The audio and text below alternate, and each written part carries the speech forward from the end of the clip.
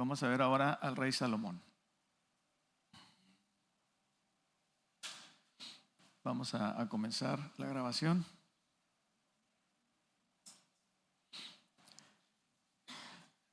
Antes de entrar en el tema, quiero, con el permiso y la anuencia de nuestro hermano Víctor, previa plática con él, me permitió que hiciera esta aclaración, porque es importante. En la prédica pasada, recuerdan, se dijo que Mical, particularmente segunda de Samuel 21:8, es conocido como el error de segunda de Samuel 21:8, porque es un error de traducción.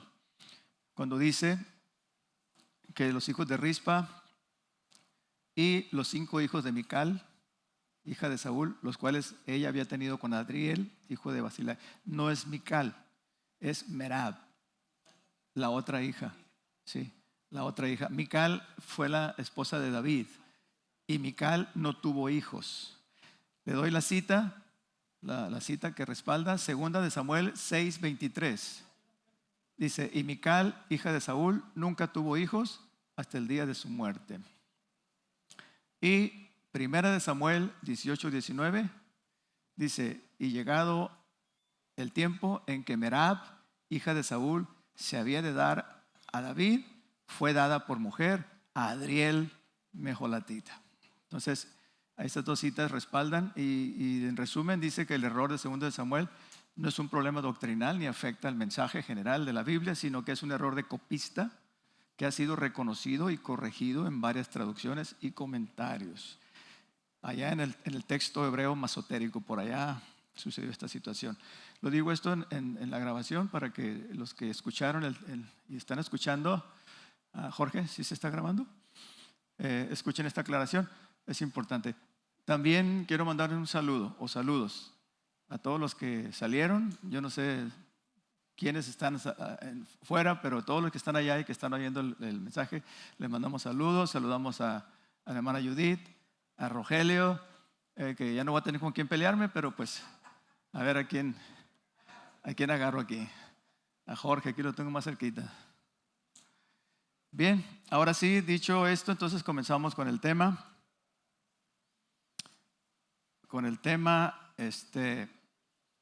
Salomón.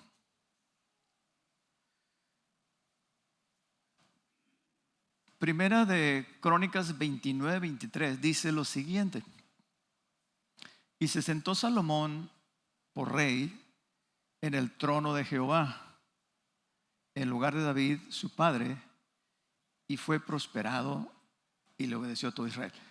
¿En el trono de quién? Dice, en el trono de Jehová. Jehová es rey de Israel. Amén. Alguien dé gloria a Dios por ello. Jehová reina y sus reyes eran príncipes, eran, digamos, los que hacían o los que ejercían su voluntad. Lamentablemente, pues hubo buenos y malos. Cuando David estaba en su lecho de muerte, el rey David le dio el siguiente encargo a su hijo Salomón. ¿Puedes poner la cita, por favor? No voy a mencionar las citas, me sigues para que haya fluidez. Y le dio el siguiente encargo a su hijo Salomón. Yo voy camino al lugar donde todos partirán algún día. Ten valor y sé hombre. ¿Por qué le dice sé hombre? Salomón era un muchacho, tenía unos 20 años cuando sube al trono, y lo que se le iba a encargar era delicado. David tendría unos 50 años cuando engendró a Salomón, lo tuvo ya casi en su vejez, por eso fue consentido en cierta manera. Y según los estudiosos, David murió a la edad de 70 años. Esto es significativo, no voy a entrar en detalles. Salomón hereda un gran reino, y aunque era un reino bien consolidado, había 3 situaciones que David tenía pendientes y se las encargó a su hijo. 2 malas y una buena. Esto no se trataba de una venganza, sino simplemente de hacer justicia. Vamos a leer en la versión NTV, si me acompañan en la pantalla, varios versículos, partiendo del versículo 1 del Primera de Reyes, capítulo 2. Cuando ya se acercaba el momento de morir, el rey David le dio la siguiente encargo a David, a su hijo Salomón. Le dice: yo voy camino al lugar donde todos partirán algún día. Ten valor y sé hombre. Y dice: cumple los requisitos del Señor tu Dios y sigue todos sus caminos.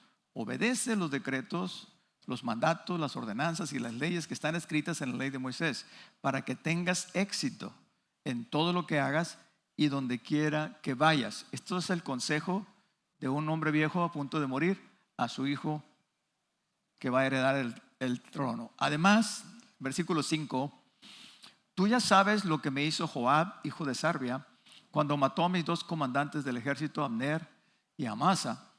Versículo 6: haz con él lo que mejor te parezca, pero no permitas que envejezca y vaya a la tumba en paz. Versículo 7: sé bondadoso con los hijos de Barzilai de Galaad, haz que sean invitados permanentes en tu mesa, porque ellos me cuidaron cuando yo huía de tu hermano Absalón. Versículo 8: acuérdate de Simei o Simi, hijo de Gera, el hombre de Bahurim de la tribu de Benjamín. Él me maldijo con una maldición terrible cuando yo escapaba hacia Mahanaim. Cuando vino a verme el río Jordán, o sea, cuando yo regresaba, yo le juré por el Señor que no lo mataría, pero ese juramento no lo hace inocente. Hubo 2 personas a las que se les llegó el día de dar cuentas. Amados, debemos de saber que a todos se nos llega el día de dar cuentas en esta vida.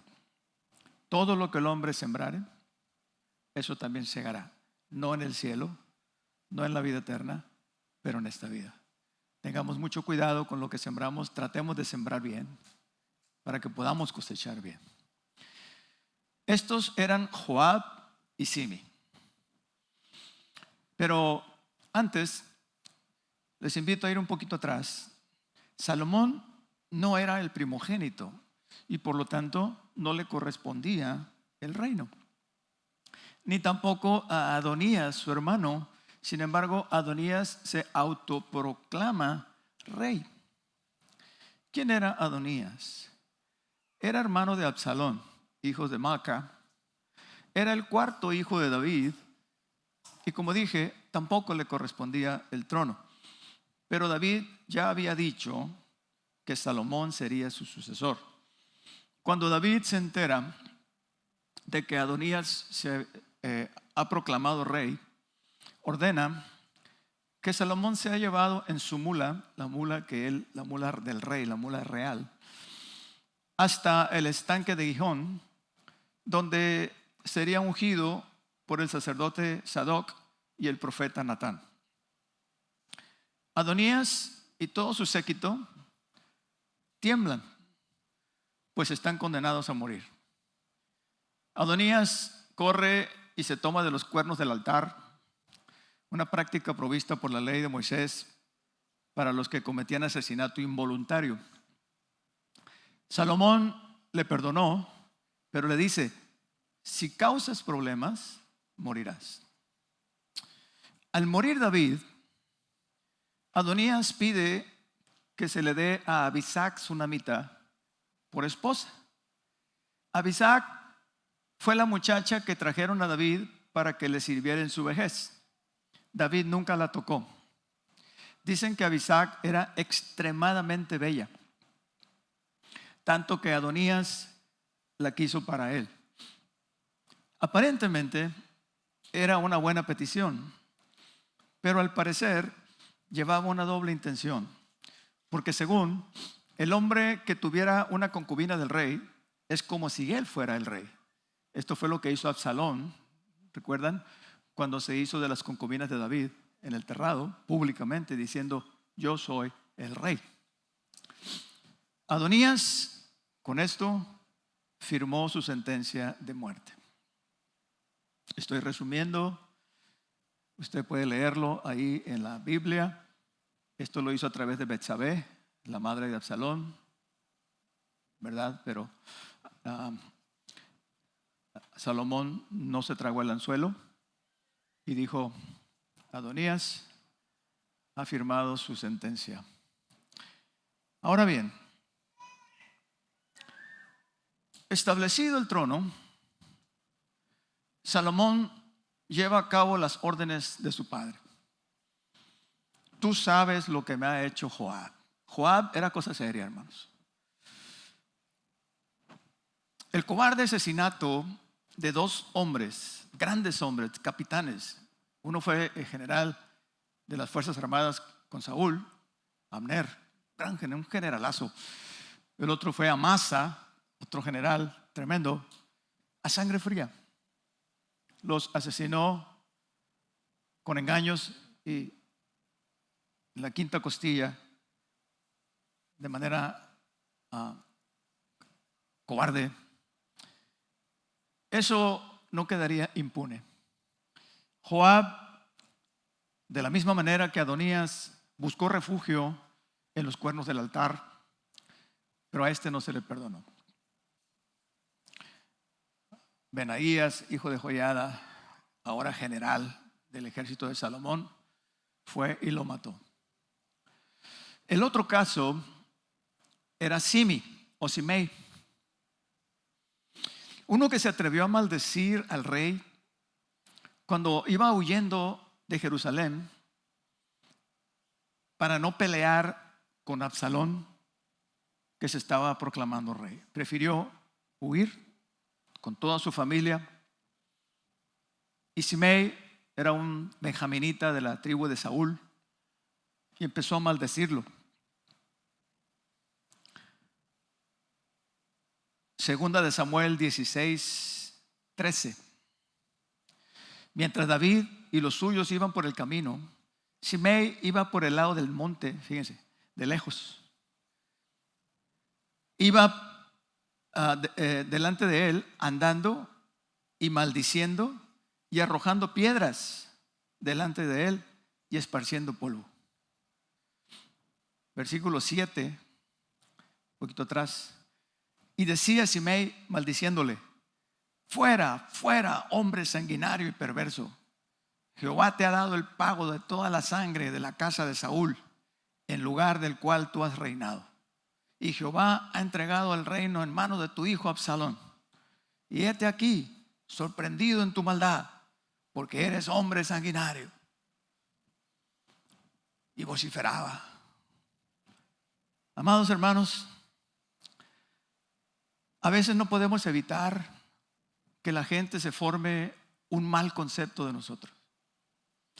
Incluso hasta que hablen mal. Siempre y cuando sean mentiras, todo está bien. Preocupémonos cuando hay algo de verdad. Abisai, el general de David, también hermano de Joab, hijos de Sarbia, le dice a David: ¿quién es este perro muerto para que maldiga a mi señor? Y el rey respondió en el versículo 10: ¿qué tengo yo con vosotros, hijos de Sarbia? Si él me maldice, es porque Jehová le ha dicho que maldiga a David. ¿Quién pues le dirá por qué lo haces? Y dijo David: he aquí mi hijo, mi propio hijo que ha salido de mis entrañas, acecha mi vida. ¿Cuánto más ahora un hijo de Benjamín? Dejadle que maldiga, pues Jehová se lo ha dicho. David no pagó mal por mal. ¿Cuántos de nosotros somos capaces de hacer lo mismo? ¿Cuántos de nosotros somos capaces de soportar una ofensa? Además, y luego, si somos de Culiacán, menos, ¿verdad? Pero no somos de Culiacán, hermanos. Somos de Cristo. ¿Cuántos dicen amén? Y somos ciudadanos del reino de los cielos. Mi esposo y yo veníamos, voy a hacer un paréntesis para que despierten algunos. Estábamos en los tacos de Don Bruno anoche. Y pensando en lo que Víctor predicaba, la situación del mundo, uno llega a la taquería, al súper, donde sea, y escucha la música y lo que le llaman música, que para mí no es música, las novelas, etcétera, la cultura, todo me abruma. A mí en lo personal me siento muy abrumado. Y pensamos, si un matrimonio o alguien que se va a casar o que van a formar su hogar no tienen convicciones, porque hemos visto matrimonios que se han casado y han adoptado muchas cosas del mundo, muchas costumbres del mundo. No quiero decir nada para no, pero dice las cosas que hay en el mundo, que todos hacen y sin preguntar andan, ustedes saben.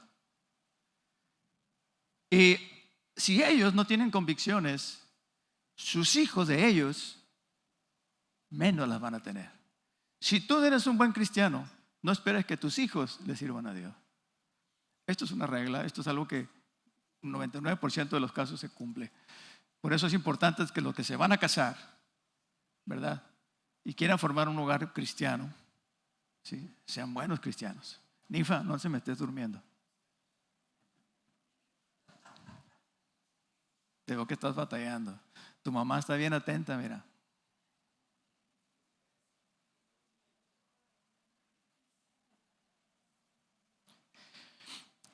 ¿Cuántos somos capaces, hermanos, de hacer lo que hizo David?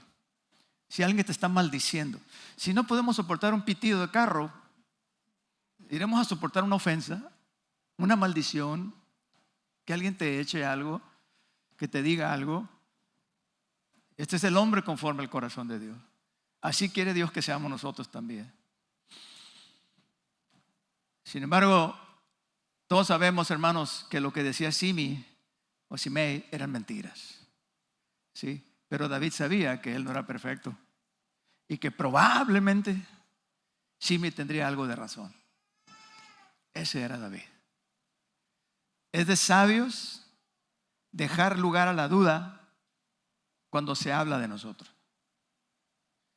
Vulgarmente traducido al lenguaje vulgar, si el río suena, es porque agua lleva.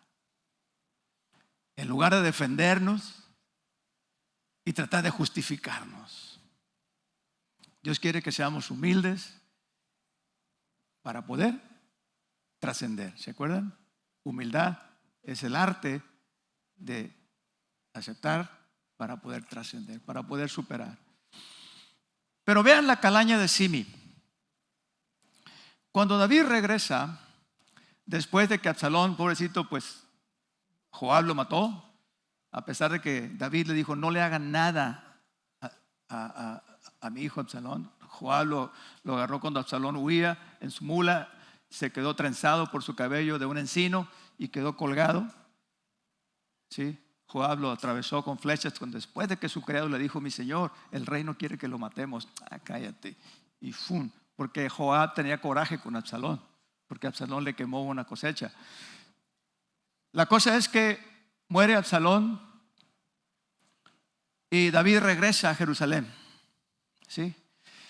Y Simei, en el capítulo 19, segunda de Samuel, verso 16, se dio prisa, ¿verdad?, y descendió con los hombres, con toda la gente, a Judá a recibir a David, ¿sí? ¿Se dan cuenta? La clase de persona que era Simei. Y luego ruega por su vida, Señor, perdóneme, Señor, ahora sí, ¿verdad? ¿Sí me están entendiendo o no? Primero fue un desgraciado que lo estuvo maldiciendo porque se iba. Y luego ya que regresó, ahora sí, Señor, perdóname, Señor. No lo dije en serio, ¿sí? Estaba bromeando, Señor. Cuando le tiré la piedra, nomás estaba calando el brazo. No se la tiré a dar, Señor. Perdóneme, usted estaba apoyando a Saúl. Usted sabe que yo soy de la tribu de Saúl. Y le ruega por su vida, porque era sentencia de muerte maldecir a un príncipe de Israel. Versículo 21, respondió Abisai y dijo, ¿no ha de morir el que maldijo al ungido de Jehová? Versículo 23, y dijo el rey a Simei, no morirás. y el rey se lo juró. Aquí vemos la misericordia de David. Sin embargo, ahora le daba indicaciones a Salomón, ¿verdad? Sobre Simei. ¿Venganza o justicia? ¿Qué creen? Maldecir al rey era pena de muerte. No maldecirás a un príncipe de tu pueblo. Lo que David le pide a Salomón era justicia. La gente confunde justicia con abuso. El presidente Trump es la persona más odiada en este momento en los Estados Unidos por las personas indocumentadas, familias indocumentadas. Todos tenemos un problema con la justicia, hermanos, y tenemos que admitirlo. No queremos el castigo porque duele, claro que duele. Pero si no queremos enfrentarnos a la justicia, pues hagamos las cosas bien. Amén. Se acabaron los amenes. Es el hermano. Le quitaron el carro, pobrecito. Tiene 6 hijos y ahora va a andar a pie. Pues sí, se lo quitaron porque era chueco. ¿Me explico? O sea, confundimos la justicia con abuso. Dicho esto, seguimos con Simi. Salomón respeta el juramento de David, que David le hizo a Shimei. No morirás. Pero le dijo a Salomón, pero esto no lo hace inocente. ¿Se acuerda? Y le dio la condición de que no saliera de Jerusalén. Arresto domiciliario en la ciudad. Y ahí estuvo Shimei por 3 años. Pero de repente se sale porque unos esclavos se le escaparon. Y ahí va el hombre a corretearlos. Los atrapa otra vez y los vuelve a traer para atrás. Salomón lo manda a matar. O sea, esa era la condición y Shimei la rompió. Ahora, pregunto, ¿por qué se le escaparon los esclavos? ¿Por buena gente? ¿Por buen amo? ¿Por buen patrón? ¿Porque los trataba bien? ¿Por qué se le escaparon? Vaya usted a saber. Su propia manera de ser lo mató. Ahí va, tras la avaricia. ¿Qué son 2 esclavos si tenía 20? ¿Me explico? Ese era Shimei. Todo lo que está escrito en la palabra es para nuestra enseñanza. Hay mandamientos y hay biografías, ejemplos de vida, para que nosotros, ¿cómo se dice vulgarmente? ¿Cómo decías, Fernando, en la clase? Aprendamos en cabeza ajena. Y veamos las cosas que no se deben hacer, ¿sí? Y las cosas que son ejemplo para que nosotros las hagamos. En cambio, tenemos a Barzillai Galadita.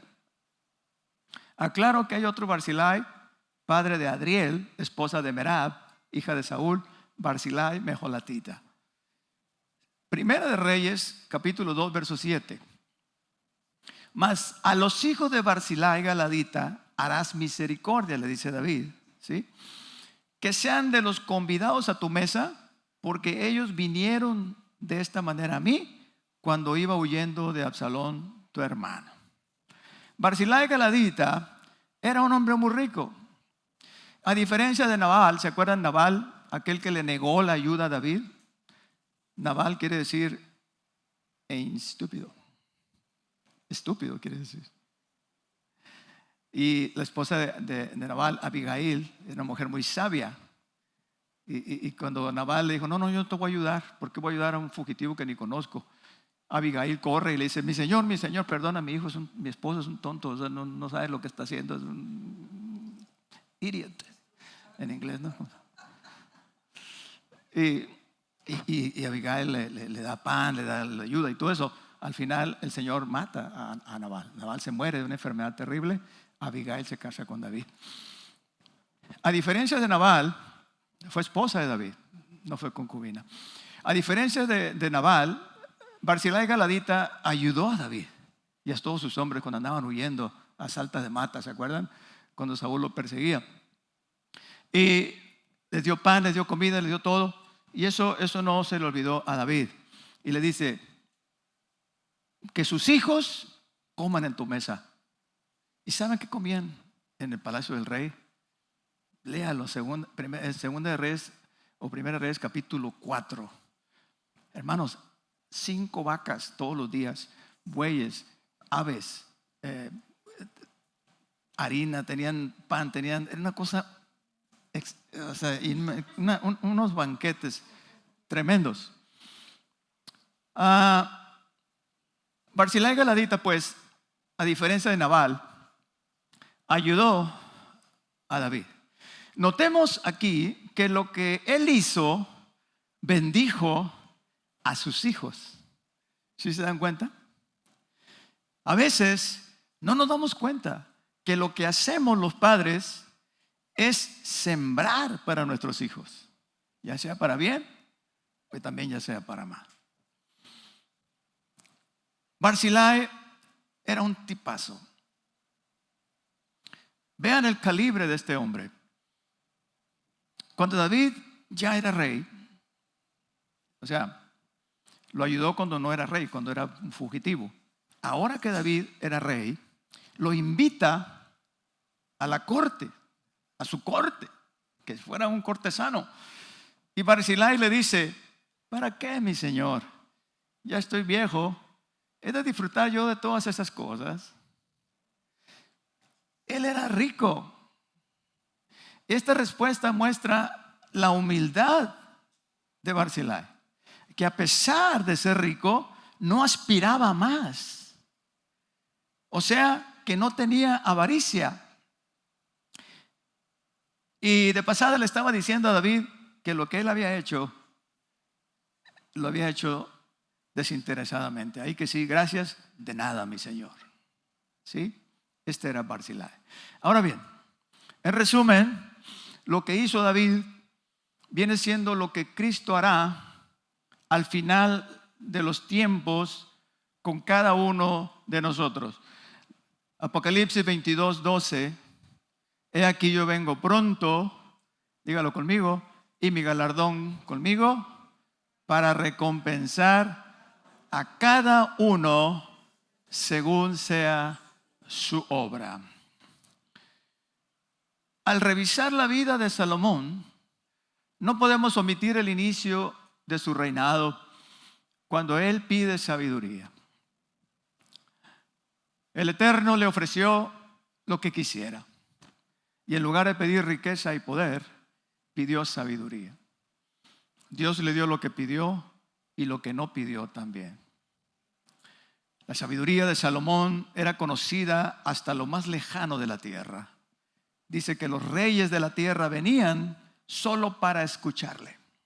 La reina de Saba viajó más de 2,000 kilómetros.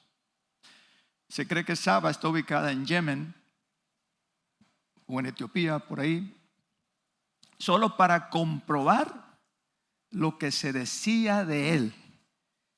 Y luego que lo conoció dijo, ni la mitad de lo que me habían contado. ¿Sí? Primera de Reyes 4:31. Aún fue más sabio que todos los hombres, dice, más que Etán, Israelita, Emán, Calcol y Darda, hijo de Mahol, y fue conocido entre todas las naciones de alrededor. Estos hombres eran súper sabios, eran los más en aquel tiempo. Dice la palabra de Dios que Salomón lo sabía todo, desde el hisopo, dice, desde el hongo que sale en el árbol hasta o sea, 4 cosas no sabía. ¿Saben qué eran? El rastro que deja el águila al volar, el rastro que deja la nave o el barco en el agua, el rastro que deja la serpiente sobre la roca y el rastro que deja el varón en la mujer preñada. O sea, cosas imposibles de saber, imposibles. Esa es la sabiduría de Dios. Eso es una un asomo de lo que hay arriba, ¿sí? De todo el potencial que hay arriba. Y Dios, que nosotros solamente tenemos, amados, somos seres caídos, ¿sí? Imagínense cuando seamos completos, cuando seamos redimidos. Adán le puso nombre a todos los animales, conocía de botánica, de química. Adán tenía toda la plenitud. Bien, me salí del tema, pero seguimos. Me emocioné. Salomón, pues, tenía este don, y su fama trascendió por todos los reinos de la tierra. Pero también tuvo mucha riqueza. En Primera de Reyes, en capítulo 10, podemos leer un poco sobre la gloria de Salomón. El oro que le traían los reinos conquistados, los súbditos, era 666 talentos, es decir, 23 toneladas, casi equivalente a 4 millones de libras esterlinas, o sea, 20 millones de dólares, ¿sí? Cada año. Esto sin contar los impuestos de los mercaderes. Los escudos de sus soldados eran de oro, ¿sí? Porque nunca los usaban, no había guerra. Su trono era de marfil cubierto. Este que está aquí es el trono de Salomón. De marfil cubierto de oro puro, un trono impresionante en lo alto de una escalinata franqueada por 12 leones de oro. La ropa de sus siervos, de sus sirvientes, era elegantísima. Pero además de su sabiduría y riqueza, Salomón es famoso, hermanos, por algo. ¿Quién me dice? No, aparte, por algo bueno, por algo bueno. ¿Por qué fue famoso Salomón? Por la construcción del primer templo. Muy bien. Primera de Reyes 8:27 dice Salomón: ¿es verdad que Dios morará sobre la tierra? He aquí que los cielos y los cielos de los cielos no te pueden contener, cuanto menos esta casa que yo he edificado. Se tardaron 7 años y medio en construirlo. La casa de palacio de Salomón fueron 12 años. Salomón le dio prioridad al templo. El primer templo, amados, no era muy grande, pero sí extremadamente bello, forrado de oro. Era una de las 8 maravillas del mundo antiguo. Finalmente, bueno, tenemos que resumir la decadencia de Salomón. La decadencia de Salomón comenzó cuando él se casó con mujeres extranjeras. Yo pienso que si Salomón no hubiera hecho esto, otra fuera la historia, porque a partir de ahí el reino se divide, el reino de Israel. La Torá decía, Deuteronomio 17:17, no tomará para sí muchas mujeres para que su corazón no se desvíe, hablando del rey. Ni plata ni oro amontonará para sí en abundancia. Estas dos cosas hizo Salomón. Salomón tuvo 1000 mujeres, 700 esposas y 300 concubinas. Y no crean que porque fue muy macho, era símbolo de estatus. Y él era exactamente. Y dice el capítulo 11 de Primera de Reyes: pero el rey Salomón amó, además de la hija de Faraón, ahí comenzó la cosa ya mal, a muchas mujeres extranjeras, moabitas, amonitas, edomitas, sidonias y eteas, puras paganas, gentes de las cuales Jehová les había dicho a los hijos de Israel: no os llegaréis a ellas, porque ciertamente harán inclinar vuestro corazón tras sus dioses, tras sus ídolos. A estas pues se juntó Salomón con amor y tuvo pues 700 mujeres reinas y 300 concubinas, y sus mujeres desviaron su corazón. Mire lo que hizo el angelito. Salomón siguió a Astaret, diosa de los sidonios, a Milcom, ídolo de los amonitas. Edificó un lugar alto para Quemos en el monte de los olivos. Aristóteles, discípulo de Platón, dijo: en el cerebro del más sabio siempre se encuentra el rincón del necio. La gracia de Dios lo abandonó. Y el hijo del gran rey, el niño que había sido educado religiosamente por su madre Betsabé, el discípulo de Natán, en vez de mostrar estabilidad y madurez, al final llegó a ser un rey viejo y tonto. Cayó en su propio dicho: mejor es el muchacho pobre y sabio que el rey viejo y necio que no admite consejo. Eclesiastés 4:13. A consecuencia de esto, su reino comenzó a debilitarse y las cucarachas comenzaron a salir.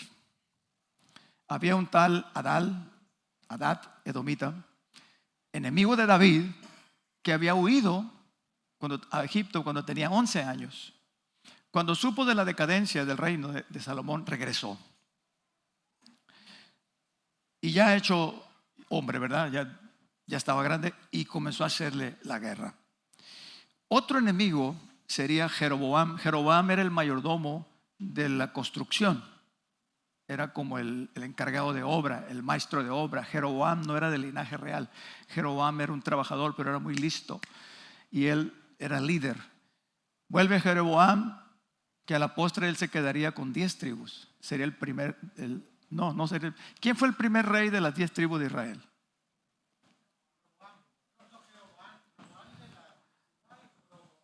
No.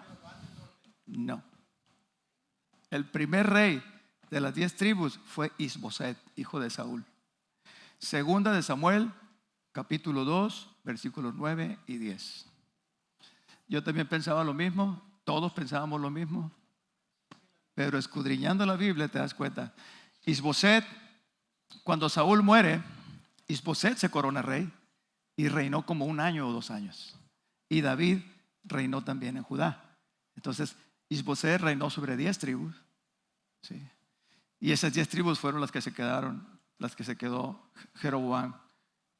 Esto será en otra ocasión. Así es. La división del reino, el reino del norte, el reino del sur. Así es, los dos hijos de Salomón. Quiero terminar, hermanos, con la obra magna de Salomón: la construcción del templo. Quiero que suba, por favor, Benjamín, y los de alabanza, por favor. Pregunto: ¿por qué construir un templo? Ellos en ese tiempo adoraban en los lugares altos. No había templo. En los lugares altos hacían sacrificios. ¿Por qué la importancia, pues, de un centro de adoración a Dios?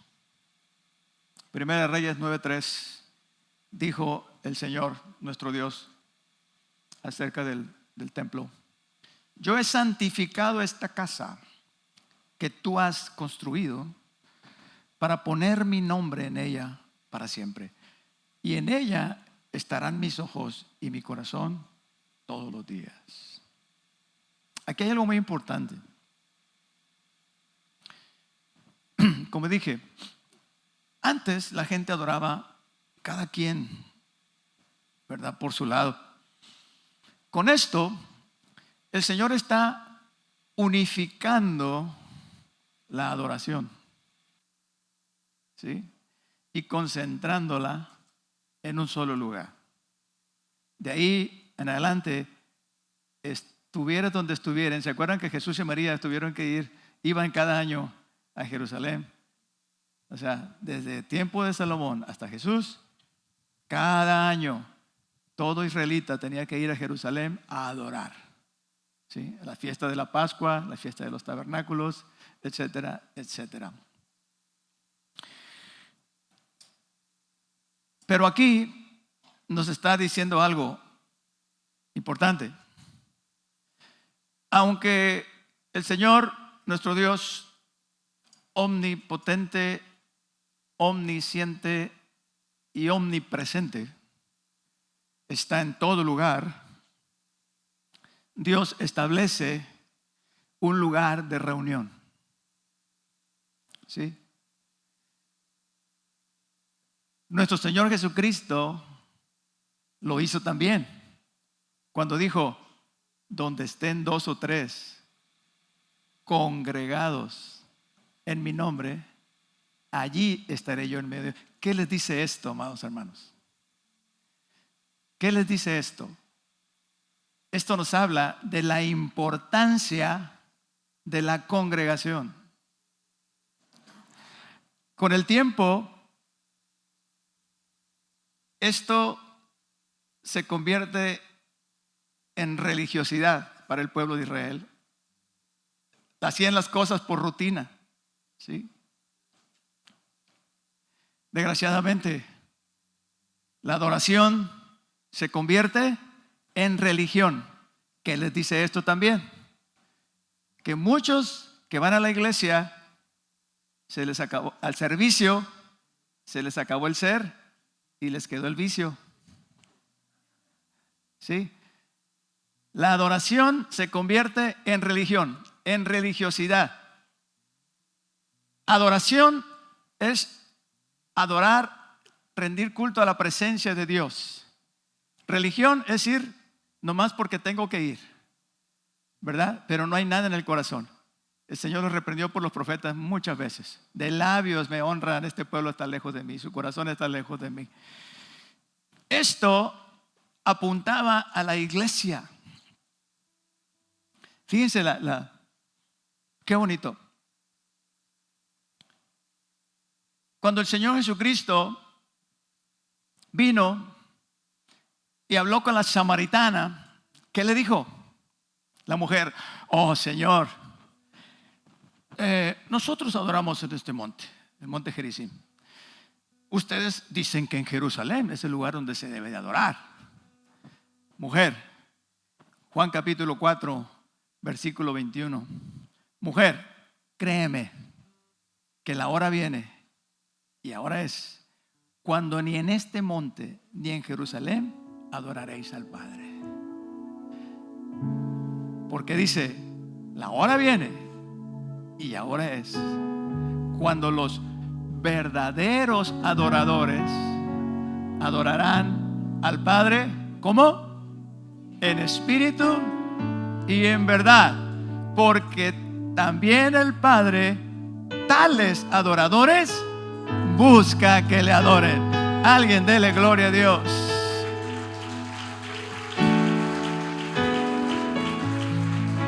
¿Qué estaba diciendo el Señor Jesús aquí? El Señor estaba tratando de evitar precisamente la religiosidad. Yo puedo adorar al Señor en cualquier lugar, siempre y cuando lo haga con todo mi corazón. Dios no habita en templos hechos de manos. Ese fue el antiguo pacto. Eso pasó. Jesucristo vino a establecer otra cosa. Ahora el que quiera, ¿sí?, el que de veras quiere adorar a Dios, pues tiene que ser de todo corazón y en espíritu. Dios está en todo lugar. Dios está aquí, Dios está allá, Dios está en todas partes. Donde tú estés, puedes doblar tus rodillas, puedes levantar tus manos al cielo y decirle: Padre, te adoro. Él está ahí, en todas partes. De esta manera, mis amados, cuando tú vienes a la iglesia, porque la iglesia tiene una función, no solamente adorar, es aprender, es crecer, es ayudarnos, es estar juntos. La iglesia es la institución fundada por Jesucristo. Yo te digo que tú eres Pedro, y sobre esta roca edificaré mi iglesia, y las puertas del infierno no prevalecerán contra ella. Amados, la iglesia es una institución divina que tiene un propósito, ¿sí? Y hemos de venir a la iglesia no por religiosidad, mas con un corazón convencido de que ahí está el Señor, de que Él habita en medio de su pueblo. ¿Casualidad? Después de Cristo el templo fue destruido, ¿sí? En el año 70 fue destruido y hasta la fecha no ha sido reconstruido. ¿Casualidad? ¿Y sabe por qué? Porque ahora vivimos en el tiempo de los gentiles. Escúcheme bien.